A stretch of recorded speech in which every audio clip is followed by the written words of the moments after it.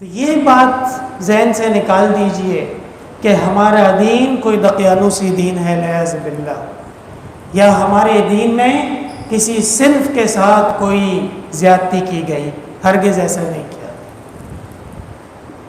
اور ان دونوں کے ساتھ پھر ایک تیسری صنف کہ جو اللہ کے حکم کے مطابق اس کی خلقت ایسی ہوئی ہے کہ نہ وہ مرد ہے، یعنی مکمل طور پہ اس کی علامات مردوں والی نہیں ہیں، اور نہ ہی وہ عورت ہے کہ مکمل طور پہ اس کی علامات عورتوں والی نہیں ہیں۔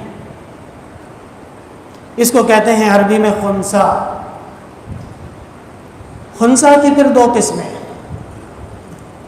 ایک فقط خنثی ہوتا ہے، یعنی تھوڑی سی غور و فکر سے، ماہر طبیب و ڈاکٹر کے مشورے سے اور عاقلین کے رہنمائی سے فیصلہ کیا جا سکتا ہے کہ یہ شخص مردوں کی جماعت میں شامل ہوگا یا یہ شخص خواتین کے ساتھ ہوگا۔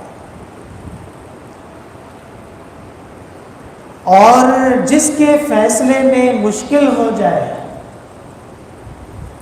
اور یہ فیصلہ کرنا بظاہر دشوار ہو جائے کہ مذکورہ شخص مرد ہے یا خاتون ہے، اسے خنثی مشکل کہتے ہیں۔ اور عجیب بات یہ ہے کہ عام مرد کو کیوں یہ اجازت دی جا رہی ہے کہ وہ خاتون بننے کی کوشش کرے؟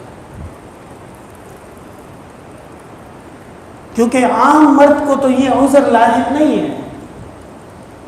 ایک آدمی کو بخار ہے ہی نہیں، اور آپ کہتے ہیں قانون میں لکھ دیا کہ آج کے بعد وہ پیناڈول ضرور کھائے گا، تو کیوں کھائے گا بھائی؟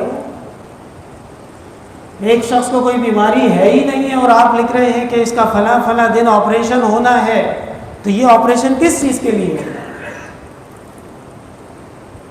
اور جہاں تک خنثی کا تعلق ہے، ہماری شریعت میں باقاعدہ اجازت دی گئی ہے۔ ہمارا دین اتنا بہترین دین ہے، ایسا کامل دین ہے کوئی اور دین تو لاؤ مقابلے پہ۔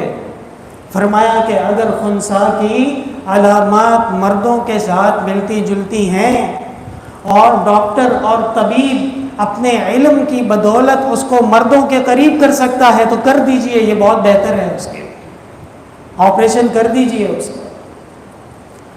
اور اگر وہ آپریشن اور طبیب اور ڈاکٹر کے تمام سلسلوں سے خواتین کے قریب تر ہو سکتا ہے تو کر دیجئے، اس کو اجازت ہے، بلکہ بہتر ہے اس کے لیے۔ لیکن ایک صحیح سلامت مرد کو پکڑ کے کہا جائے کہ اب آپ کو عورت بنا دیا جائے گا، یہ تو کسی قانون، کسی اخلاق، کسی مروت، کسی معاشرے کے اندر بات صحیح نہیں لگے۔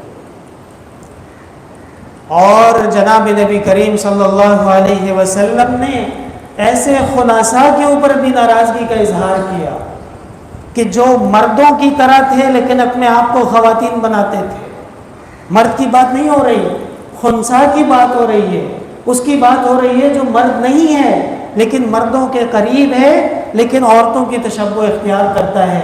آپ نے ان پہ لعنت بھیجی، اخرجوہم من بیوتکم، اور آپ نے اعلان فرمایا کہ یہ جو خنثیٰ جو مرد ہے اور عورت بنتا ہے، اور وہ خنثیٰ جو عورت ہے اور مرد بنتا ہے، ان کو گھروں میں نہیں چھوڑو، ان کا باہر نکالو، ان کو کوئی ضرورت نہیں ہے ان کے آنے کی۔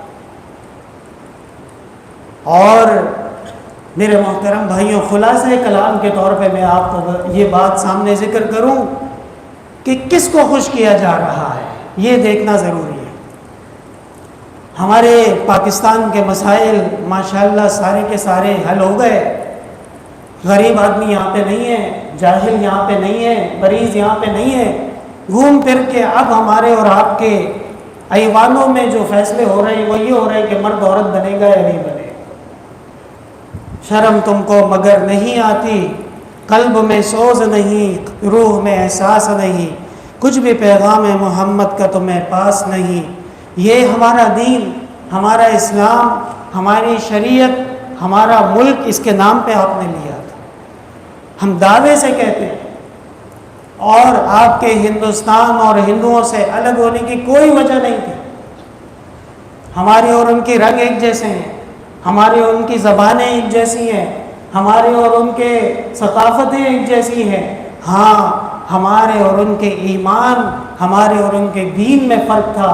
جب ہم اذان دیتے تھے تو وہ ہماری مؤذن کی زبان کاٹ دیتے تھے، جب ہم اللہ اکبر کہتے تھے تو اس آدمی کو شہید کر دیا جاتا تھا، اور جب ہم اپنے قرآن کے حکم کے مطابق گائیں ذبح کرتے ہیں تو وہ گائے کے بدلے میں انسان کو قتل کرتے ہیں۔